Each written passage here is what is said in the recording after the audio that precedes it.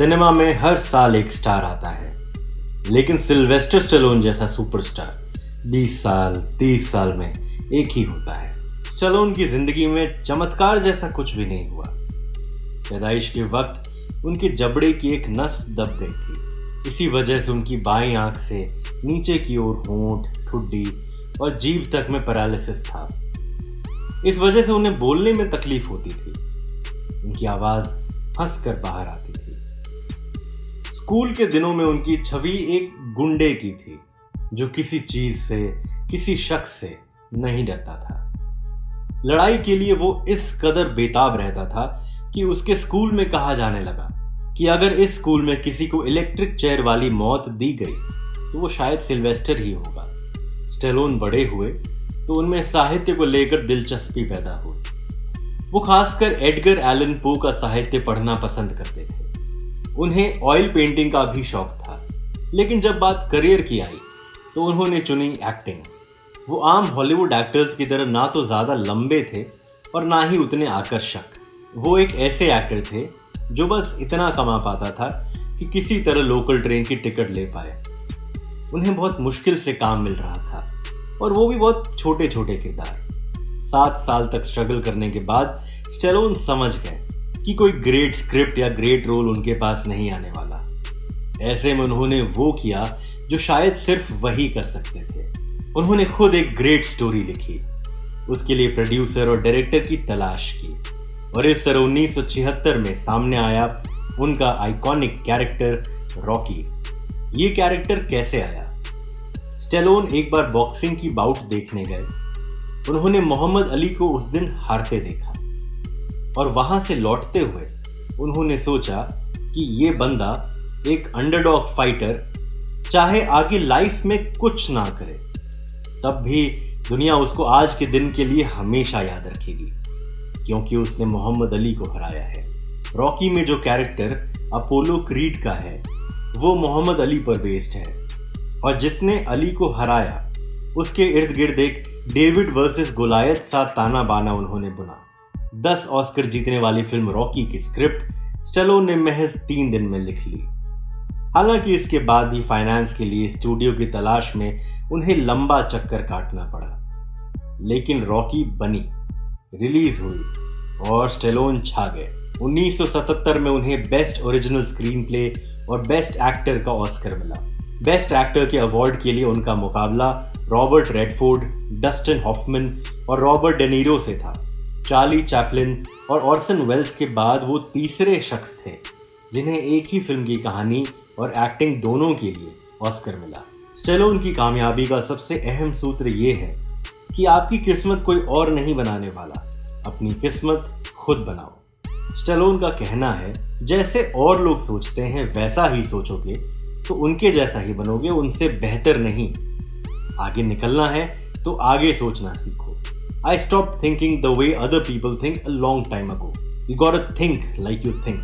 Stallone को जन्म से बेल्स पॉल्सी बीमारी थी। इससे उनकी आवाज में एक लड़खड़ाहट आ गई थी। इस वजह से उन्हें सामान्य कैरेक्टर नहीं दिए जाते थे। स्टेलोन ने इस चुनौती से हार नहीं मानी। उन्होंने खुद के लिए एक्शन हीरो का एक ऐसा कैरेक्टर इजाद किया जिसके लिए आवाज की ये लड़खड़ाहट एक सिग्नेचर स्टाइल बन गई। यह है स्टेलोन की कामयाबी का दूसरा सूत्र, अपनी कमजोरी को अपनी ताकत बनाना। स्टेलोन जिस जनरेशन में मशहूर हुए उस दौर में लोग सेहत पर ज्यादा ध्यान नहीं देते थे।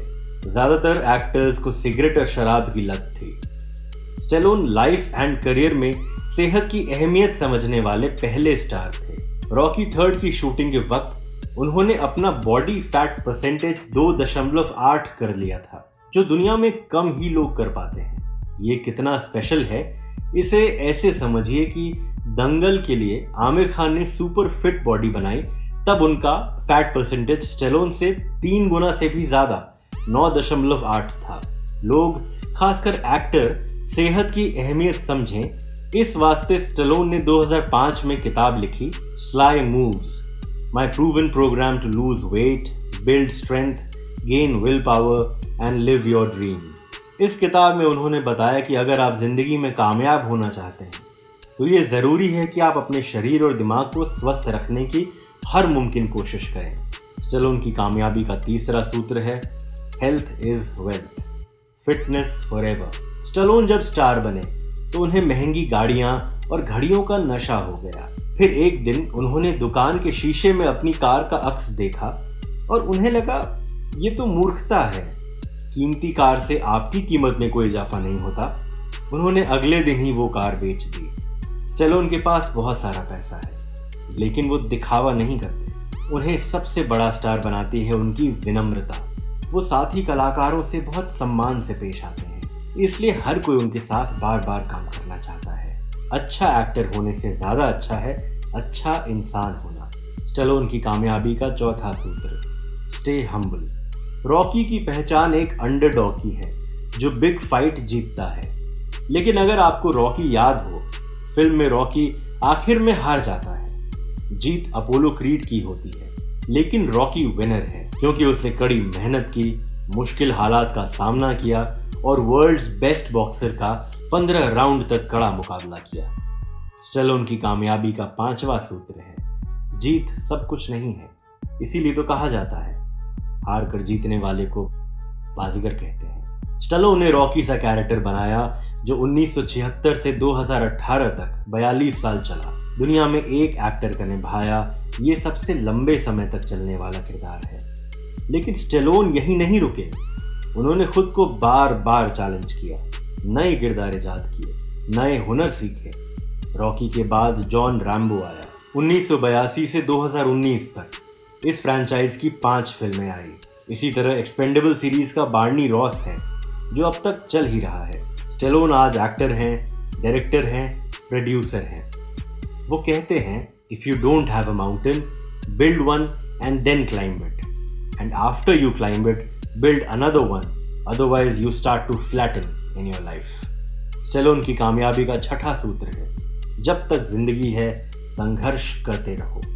स्टेलोन मानते हैं कि हर किसी को किसी न किसी एक आर्ट में दिलचस्पी लेनी चाहिए। आपको इसका एहसास भी नहीं होता, लेकिन ये कई तरह से आपकी मदद करता है। ये आपको एक बेहतर इंसान बनाना सिखाता है। सलमान की तरह स्टेलोन को भी पेंटिंग का शौक है।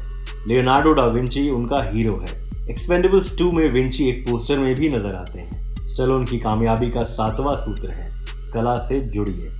ये हैं वो 7 बातें, 7 सूत्र जिसने सिल्वेस्टर स्टेलोन को सुपरस्टार बनाया। अगर आप इसी तरह की और दिलचस्प स्टोरीज देखना चाहते हैं तो इंडिया इन्फॉर्म्ड को लाइक करें, शेयर करें, सब्सक्राइब करें। इंडिया इन्फॉर्म्ड में आज इतना ही। नमस्कार।